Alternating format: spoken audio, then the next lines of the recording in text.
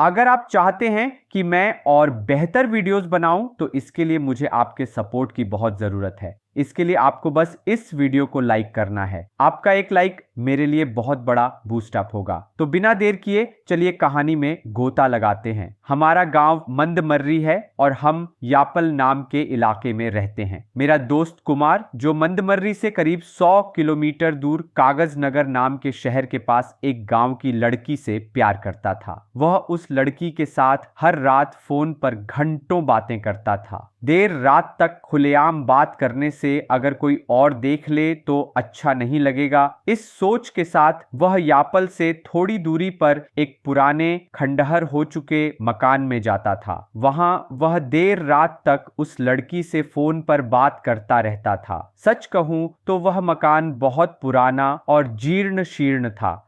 कई सालों से उस घर में कोई इंसान नहीं रहता था। घर के आसपास का माहौल तो बहुत ही डरावना लगता था। घर के चारों तरफ बड़े बड़े इमली के पेड़ थे और उन पेड़ों के बीच घनी झाड़ियां भरी हुई थीं। ऐसी झाड़ियों और पेड़ों के बीच उस उजाड़ जमीन पर वह खंडहर घर कैसा दिखता होगा, ये मुझे आपको बताने की जरूरत नहीं। उस तरफ तो दिन के समय भी कुछ लोग जाने से डरते थे। रात होने के बाद तो लोग उस तरफ देखने की भी हिम्मत नहीं करते थे। लेकिन कुमार के पिताजी एक ऑफिस में काम करते थे और करीब 5 साल पहले तक वे किसी शहर में रहते थे। जब वे शहर में थे उस दौरान उस घर में एक भयानक घटना हुई थी। उस घटना की जानकारी सिर्फ हमें थी। कई साल बीत जाने के बाद कुमार और उसका परिवार हमारे गांव में आया और हमारी उससे दोस्ती हो गई। लेकिन उसे उस घर में क्या हुआ था इसकी पूरी जानकारी नहीं थी। हम दोनों बहुत करीबी दोस्त थे, लेकिन ये बात न सिर्फ मुझे बल्कि किसी को भी नहीं पता थी कि वह रात के समय उस घर में जाकर अपनी प्रेमिका से फोन पर बात करता था और यही उसके लिए अभिशाप बन गया। एक दिन ठीक रात 9 बजे के आसपास कुमार मेरे पास से अपने घर चला गया। उसने अपनी माँ से कहा कि डिनर करने के बाद वह थोड़ा बाहर घूमने जा रहा है। फोन पर बात करते हुए हमेशा की तरह वह उसी घर में चला गया। पूरा घर बहुत अंधेरा था। चूंकि कोई इंसान उस तरफ नहीं जाता था, इसलिए कुमार उस दिन और भी ज्यादा समय अपनी प्रेमिका से फोन पर बात करते हुए वहां बैठा रहा। तभी उसे ऐसा लगा जैसे घर के पीछे कोई रो रहा हो। फोन पर बात करते हुए कुमार ने उस रोने की आवाज को नोटिस किया और सोचा, इतने दिनों से मैं इस घर के पास आ रहा हूं, लेकिन कभी किसी इंसान का कोई निशान नहीं दिखा। फिर आज इतनी रात को इस घर के पीछे रोने की आवाज कौन कर रहा हो सकता है? उसने अपनी प्रेमिका से कहा। बस 5 मिनट बाद मैं फिर से कॉल करता हूं, रुकना, कहकर उसने कॉल काट दी और घर के पीछे की ओर चलते हुए यह देखने गया कि रोने की आवाज कौन कर रहा है। रोने की आवाज घर के पीछे की झाड़ियों से आ रही थी। हालांकि चारों तरफ अंधेरा था, लेकिन उस घर के बारे में कुछ न जानने की वजह से वह निडर होकर झाड़ियों की ओर बढ़ गया। यह पता लगाने की कोशिश करते हुए कि रोने की आवाज कहां से आ रही है, वह और आगे बढ़ा, लेकिन वहां किसी इंसान का कोई निशान नहीं था। उसने सोचा, चलो एक बार पुकार कर देखते हैं, और जोर से आवाज दी, लेकिन उस तरफ से कोई जवाब नहीं आया। उसने फिर से पूछा, कोई है क्या? इस बार भी कोई जवाब नहीं मिला, लेकिन रोने की आवाज अभी भी आ रही थी। आवाज किसी लड़की की तरह लग रही थी, लेकिन कितना भी पुकारने पर कोई जवाब नहीं दे रहा था। वह सोचने लगा कि आखिर क्या बात हो सकती है। तभी अचानक रोने की आवाज बंद हो गई। कुमार को कुछ समझ नहीं आया। उसने फिर से और जोर शोर से उसकी तलाश की, लेकिन जब काफी देर तक कोई नहीं दिखा तो उसने सोचा, लगता है कोई मुझे दिखने की कोशिश कर रहा है, लेकिन पुकारने पर जवाब क्यों नहीं दे रहा। उसने उस बात को वहीं छोड़ दिया और वापस घर के अंदर चला गया। वहां जाकर उसने फिर से अपनी गर्लफ्रेंड से फोन पर बात शुरू की। तब रात के 12 बज चुके थे। उसने कहा, अब बहुत देर हो चुकी है, मुझे घर जाना चाहिए, मम्मी मेरा इंतजार कर रही होंगी। ये कहकर उसने कॉल काट दी और घर चला गया। घर पहुंचकर कुमार अपने कमरे में सो गया। अब तक कुमार को कभी किसी अजीब घटना का सामना नहीं करना पड़ा था, लेकिन उस रात उसे एक लड़की अपने सपने में दिखी। अनजाने में सिर्फ 1 मिनट के परिचय में ही वह लड़की कुमार के बहुत करीब आ गई। सपने में ऐसा लग रहा था जैसे वह लड़की उसके साथ रोमांस कर रही हो। युवा होने के नाते कुमार उस लड़की के स्पर्श से पूरी तरह उसके वश में हो गया। उस दिन से हर रात जब वह सोने जाता, वह लड़की सपने में उसके पास आती और दोनों मिलते। कुछ दिनों बाद कुमार ने अपनी प्रेमिका के बारे में घर में बताया। पहले तो परिवार वालों ने मना किया, लेकिन उसके जिद करने पर माता पिता मान गए। लड़की के परिवार से बात करने के बाद दोनों का रिश्ता पक्का हो गया और सिर्फ 1 महीने के अंदर ही उनकी शादी भी हो गई। शादी के तुरंत बाद कुमार ने उस घर की ओर जाना पूरी तरह बंद कर दिया। जिस दिन से उसने उस घर की ओर जाना छोड़ा, उसी दिन से हर रात सपने में उससे मिलने वाली लड़की उस पर गुस्सा करने लगी। उसने कई बार कुमार का इंतजार किया कि शायद वह उस तरफ आए, लेकिन सिर्फ फोन पर बात करने के लिए रात को उस घर में जाने वाला कुमार अब उसकी जरूरत न होने के कारण फिर कभी उस घर की ओर नहीं गया। इस तरह 15 दिन बीत गए। इसी बीच कुमार की पत्नी को मासिक धर्म होने के कारण 9वें दिन की रात को तय की गई सुहागरात रद्द हो गई। इसके बाद अगले 10 दिनों तक कोई शुभ मुहूर्त न होने के कारण उनकी सुहागरात और देर हो गई। कुमार को कुछ अजीब सी बेचैनी महसूस होने लगी। वह घर पर ज्यादा समय नहीं बिताता था और ज्यादातर समय दोस्तों के साथ इधर उधर घूमकर आधी रात को घर लौटता था। अपनी आदत के अनुसार वह एक दिन दूसरे शहर में रहने वाले एक दोस्त से फोन पर बात करते हुए अनजाने में उसी गली के आखिरी छोर तक चला गया और फिर से उसी घर में पहुंच गया। तब तक रात के करीब 11 बज चुके थे। उस दिन वह घर के अंदर नहीं गया, बल्कि घर के पीछे इमली के पेड़ के नीचे चला गया। इतनी रात में भी बिना किसी डर के वह पास ही एक पत्थर पर बैठ गया और अपने दोस्त से फोन पर बात करने लगा। उसी समय वह लड़की जो उसका इंतजार कर रही थी ने उसे वहां देख लिया और फिर से उसका पीछा करने लगी। उस रात वह लड़की कुमार के साथ उसके घर तक पहुंच गई और जब वह उसके कमरे में जाने वाली थी, तभी कुमार की पत्नी की नजर उस पर पड़ गई। उसे देखकर वह सोचने लगी, यह कौन है जो अब तक कभी नहीं थी और अब मेरे कमरे में है। तभी कुमार ने अपने बेडरूम में कदम रखा और अपनी पत्नी से हंसी मजाक में बातें करने लगा। इस दौरान उस लड़की ने उनकी बातचीत सुनी और कुमार की पत्नी के गले में मंगलसूत्र देखकर समझ गई कि वह उसकी पत्नी है। यह जानकर उसे गुस्सा आ गया। उसने सोचा, इतने दिनों से हम दोनों पति पत्नी की तरह एक ही कमरे में साथ रह रहे थे, लेकिन यह कोई और है जो हमारे बीच आग लगाने आई है। इसकी चाल को कामयाब नहीं होने देना चाहिए। उस दिन से जब भी कुमार गहरी नींद में होता, वह लड़की खूबसूरत रूप में उसके पास आकर लेट जाती और उसे पूरी तरह अपने वश में कर लेती। वह उसे इस तरह प्रभावित करती कि वह भी उस प्रक्रिया में शामिल हो जाता। कुमार को लगता कि यह सपना नहीं, हकीकत है। नींद में वह अपनी पत्नी को छोड़कर उस दूसरी लड़की के साथ वैवाहिक जीवन जी रहा है। ऐसा सोचकर वह उसी तरह व्यवहार करने लगता जैसे नवविवाहित जोड़े करते हैं। वह ऐसी बातें करता जो दूसरों के कानों में पड़ने पर शर्मिंदगी का कारण बन सकती थीं। बीच बीच में वे एक दूसरे पर मजाक करते, हंसते और कभी अचानक नींद में उठकर बैठ जाते। वह उस लड़की से और भी मजेदार ढंग से बात करने लगता। कुमार का यह व्यवहार देखकर उसकी पत्नी घबरा गई। वह सोचने लगी, कुमार ने मुझसे प्यार करके मुझसे शादी की थी, फिर वह किसी और के साथ ऐसा क्यों व्यवहार कर रहा है। वह यह बात कुमार के माता पिता को बताना चाहती थी, लेकिन डर थी कि वे उसे गलत समझेंगे, इसलिए वह कुछ कह नहीं पाई। इस तरह 4 दिन बीत गए।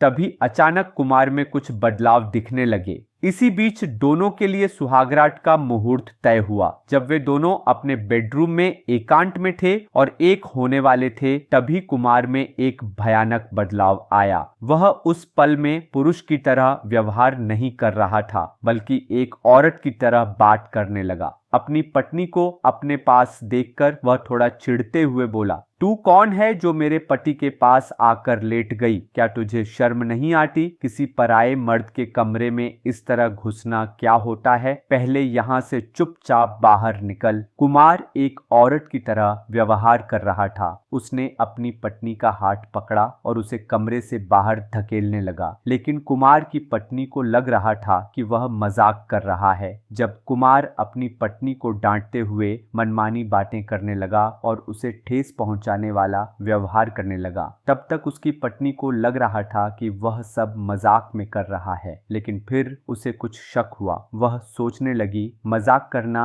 ऐसा तो नहीं होता। हंसी मजाक में बीच बीच में हल्का फुल्का मजाक करना आम बात है, लेकिन इस तरह किसी को आहत करने वाली बातें करना यह कुछ सही नहीं लग रहा। वह एक तरफ सोचते हुए कुमार से पूछने लगी। जब उसकी पत्नी ने पूछा, कुमार तुझे क्या हो गया? आज तू इस तरह क्यों व्यवहार कर रहा है? तो उसने जवाब दिया, मेरा नाम कुमार नहीं है, और अपना असली नाम बताया। यह सुनकर उसकी पत्नी ने कहा, यह क्या, तूने अब लड़की का नाम रख लिया है? इस बात पर कुमार बहुत गुस्से में आ गया और बोला, तुझे मेरी बात इतनी हंसी की लग रही है? मैं अपना नाम बता रहा हूँ और तू हंस रही है? क्या मैं तुझे इतना सस्ता लगता हूँ? जब वह अपनी पत्नी से इस तरह बात कर रहा था तो उसकी पत्नी को लगा कि ये बातें मजाक की नहीं हैं। वह सोचने लगी, यह आखिर ऐसा क्यों व्यवहार कर रहा है? थोड़ा गुस्सा दिखाते हुए उसने कहा, कुमार तेरी एक एक बात बिल्कुल ठीक नहीं लग रही। तू जिस तरह हंस रहा है वह बिल्कुल मजाक जैसा नहीं लगता। मुझे समझ नहीं आ रहा कि तू मजाक कर रहा है या सचमुच ऐसा कह रहा है। वह मन ही मन शांत रहते हुए थोड़ा सख्ती से बोली। बस इतना कहते ही कुमार एकदम भड़क गया और चिल्लाते हुए बोला, इतना समझाने के बाद भी तू कह रही है कि मैं मजाक कर रहा हूँ? क्या तुझे लगता है कि मैं तेरा कुमार हूँ और तेरे साथ मजाक में समय बिता रहा हूँ? यह कहते हुए उसने अपनी पत्नी का हाथ पकड़ा और एकदम से उसे अपनी ओर खींचकर पीछे धकेल दिया। उस धक्के से उसकी पत्नी पास की दीवार से टकराकर नीचे गिर पड़ी। उसकी आंखों के सामने अंधेरा छा गया और वह डर से कांपने लगी। कुमार के व्यवहार को देखकर वह डर के मारे जोर से चीख पड़ी। उसकी चीख घर में मौजूद सभी लोगों को सुनाई दी और वे नींद से जाग गए। यह देखकर कि वह इतना जोर से क्यों चीख रही है, सभी लोग कमरे के पास पहुंचे। जब वे दरवाजा खटखटा रहे थे, कुमार की पत्नी धीरे धीरे उठी। उसने कुमार से एक शब्द भी नहीं कहा और दरवाजे की ओर बढ़ी। जैसे ही दरवाजा खुला, वह अचानक बाहर की ओर भागने लगी। यह देखकर सभी लोग उसके पीछे दौड़े और पूछने लगे, क्या हुआ बेटी, तू इतना क्यों चीखी और यह भागना क्या है? इतनी तेजी से क्यों भाग रही है? तब तक वह रुक गई और डर से कांपते हुए कांपती आवाज में बोली, कुमार आज कुछ अजीब व्यवहार कर रहा है। वह कह रहा है कि उसका नाम कुमार नहीं है और किसी लड़की का नाम बता रहा है। यह सुनकर पहले तो लोगों को उसकी बात पर यकीन नहीं हुआ। उन्होंने सोचा, इतने सालों से दोनों प्यार करते थे, शायद वह मजाक में ऐसा बोल रहा हो। लेकिन कमरे में कुमार का व्यवहार बिल्कुल पहले जैसा नहीं था, कुछ अलग और अजीब था। उन्हें कुछ समझ आया। उन्होंने सोचा, यह लड़का आधी रात को इधर उधर घूमता रहता है, निश्चित रूप से इसे किसी बुरी आत्मा ने पकड़ लिया होगा। इस यकीन के साथ वे उसे एक ऐसे व्यक्ति के पास ले गए जो ऐसी चीजों के बारे में जानता था। उस व्यक्ति ने कुमार की हालत देखकर कहा, यह कोई साधारण बुरी आत्मा जैसा लगता है। यह सोचकर वह तुरंत कुमार के पास गया और यह मानकर कि अगर वह उसके बाल पकड़कर 2-4 थप्पड़ मार देगा तो वह आत्मा उसे छोड़ देगी। जैसे ही उस व्यक्ति ने कुमार को मारा, वह पल में कुछ हुआ नहीं, बल्कि कुमार ने उल्टा उस पर हमला कर दिया और इतनी जोरदार मार दी कि वह व्यक्ति 2 दिन तक ठीक नहीं हो सका। कुमार ने उसे कमरे से बाहर धकेल दिया। उस व्यक्ति ने कुमार की हालत देखकर समझ लिया कि यह कोई साधारण शक्ति नहीं है, बल्कि कोई भयानक भूत है जिसे वह अकेले नहीं हटा सकता। उसने एक शक्तिशाली भूत साधक के बारे में बताया जो ऐसी चीजों को संभाल सकता था, लेकिन इतनी रात को उस गांव जाकर उस व्यक्ति को लाना संभव नहीं था। इसलिए उन्होंने फैसला किया कि अगली सुबह यह काम पूरा करेंगे। उस रात सभी लोग बिना सोए जागते रहे और कुमार को उसी कमरे में सुबह तक रखा। अगली सुबह वे उस शक्तिशाली भूत साधक के पास पहुंचे और उसे अपने घर ले आए। उसने कुमार की हालत देखकर कहा, यह कोई आत्मा है जिसने इसे जकड़ लिया है। यह कौन है, यह सामान्य तरीके से नहीं बता सकते। अंजनम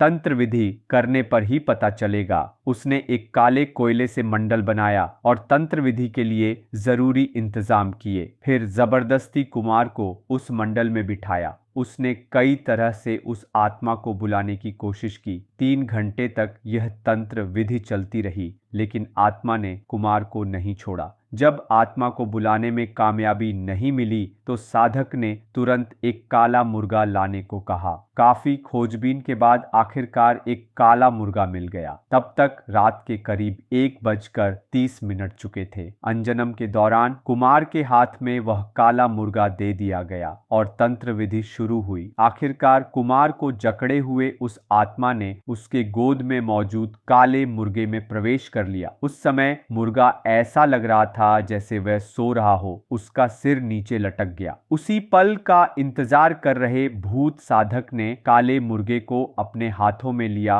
और उसकी गर्दन पर चाकू रखते हुए कहा, इस मुर्गे की गर्दन काटनी होगी। ऐसा करने से इस आत्मा का जीवन यहीं खत्म हो जाएगा। कोई बोतल हो तो ढूंढो। वह कुछ डरावनी बातें कह रहा था। इतने में जो मुर्गा अब तक सोया हुआ सा दिख रहा था, वह साधक के हाथों से छूटने की कोशिश करने लगा। जैसे ही उस व्यक्ति ने मुर्गे को मारने के लिए उसकी टांगें और पंख दबाए और उसकी गर्दन पर चाकू रखा, ठीक उसी समय अब तक सभी से बात कर रहे और अंजनम में बैठे कुमार अचानक ऐसा लगने लगा जैसे कोई उसे आविष्ट कर रहा हो और वह पीछे की ओर लुढ़क गया। उस पल का इंतजार कर रहे भूत साधक ने तुरंत मुर्गे को किसी और के हाथ में दे दिया और अंजनम में बैठे कुमार के सिर के बाल पकड़ लिए। उसने कुमार के बाल खींचकर उसके दोनों गालों पर जोरदार थप्पड़ मारे। तब कुमार को आविष्ट कर रही आत्मा डर के मारे जोर जोर से बोलने लगी,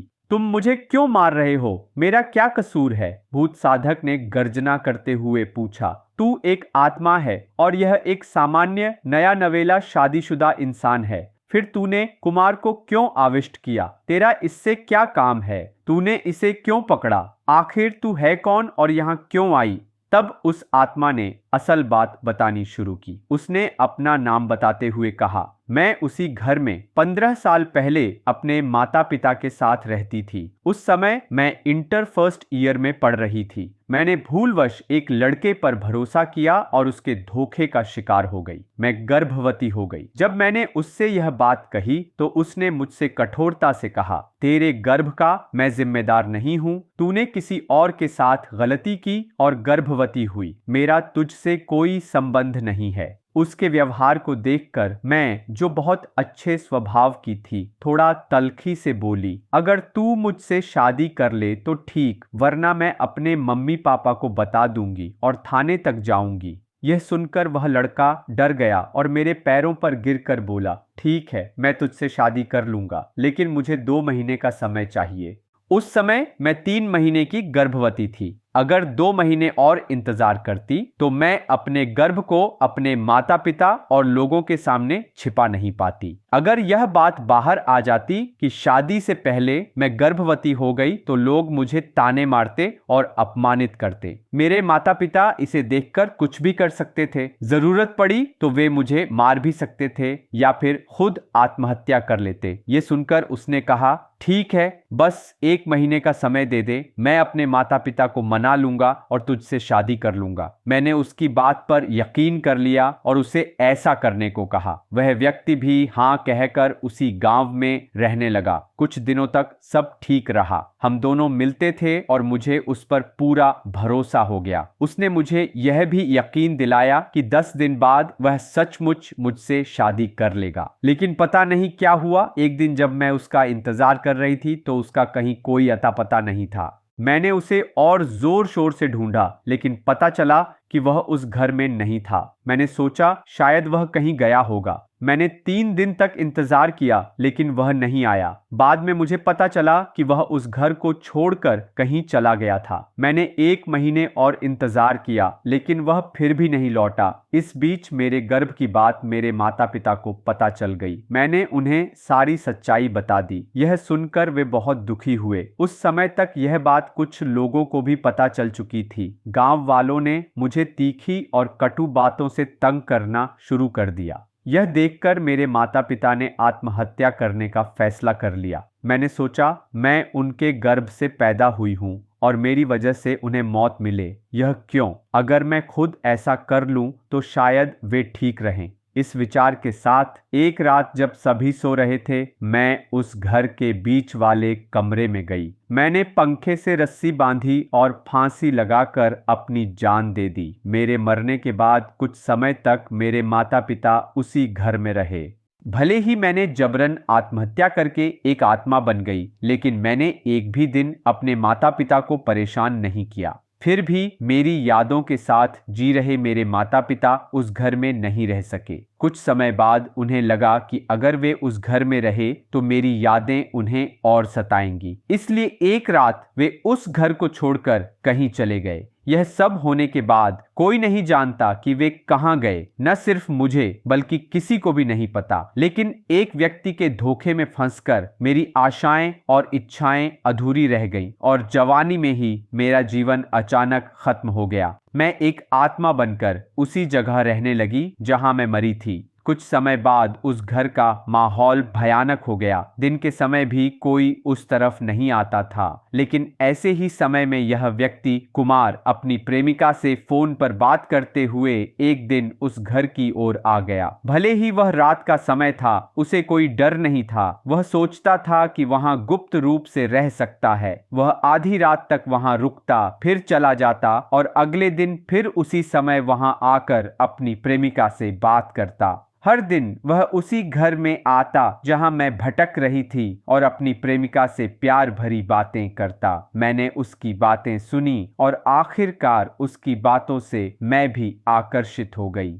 मैंने सोचा कि अगर इस तरह के व्यक्ति के साथ कुछ पल बिता लूं तो मेरा जीवन धन्य हो जाएगा। मैं उसकी मोहब्बत की गुलाम हो गई। उस समय से मैं उसे अपने पति के रूप में कल्पना करने लगी। उसने कहा, हाल ही में कुछ दिनों पहले तक मैं रात के समय उसके साथ थी और वह भी मेरे साथ खुशी खुशी वैवाहिक जीवन जी रहा था। इस तरह हम दोनों पति पत्नी की तरह हर रात एक ही कमरे में रहते थे। सुबह होने पर मैं चुपके से चली जाती थी। ऐसा ही कुछ दिनों तक चलता रहा। मैंने सोचा कि वह सिर्फ मेरा है, लेकिन उसने रात के समय हमारे घर की ओर आना बंद कर दिया। मुझे समझ नहीं आया कि वह क्यों नहीं आ रहा। जब भूत साधक ने पूछा, तुझे समझ आया कि कुमार ने तेरे पास आना क्यों बंद कर दिया? तो उसने जवाब दिया, उसकी शादी उसी लड़की से हो गई ना, जिसके साथ वह गुप्त रूप से बात करता था। मुझे यह बात पता चल गई। यह सुनकर भूत साधक बोला,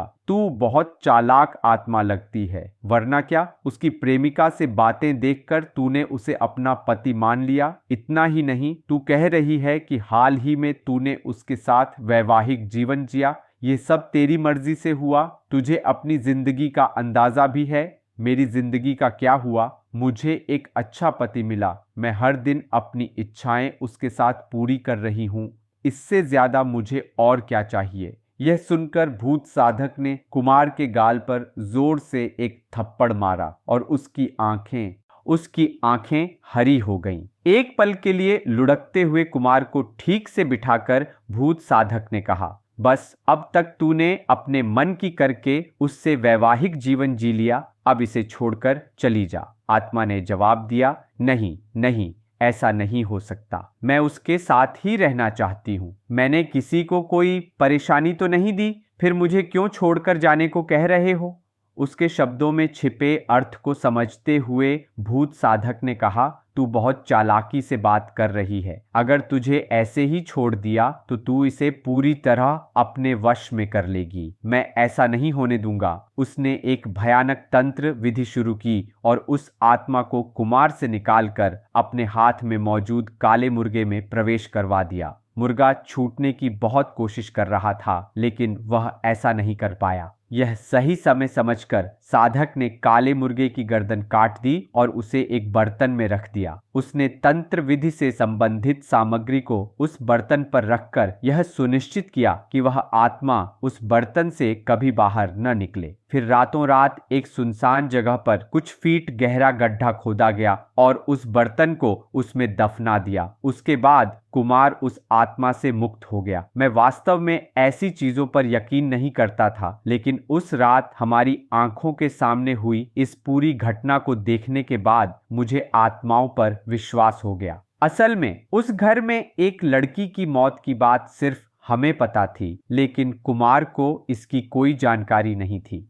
इसका कारण यह था कि कई सालों बाद वे हमारे गांव में आए, लेकिन अगर हमें पहले पता होता कि वह उस घर में जाकर फोन पर बात कर रहा है तो हम उसे रोकते, लेकिन यह सब हमें बिना जाने ही हो गया। कुमार का दोस्त राकेश, जिसने यह सच्ची घटना अपनी आंखों के सामने देखी, आज इसे हमारे साथ साझा कर रहा है। साथ ही अगर आपको यह वीडियो पसंद आया है तो कृपया इसे लाइक और शेयर करें। ऐसी ही और सच्ची डरावनी कहानियों के लिए अभी हमारे चैनल को सब्सक्राइब करें।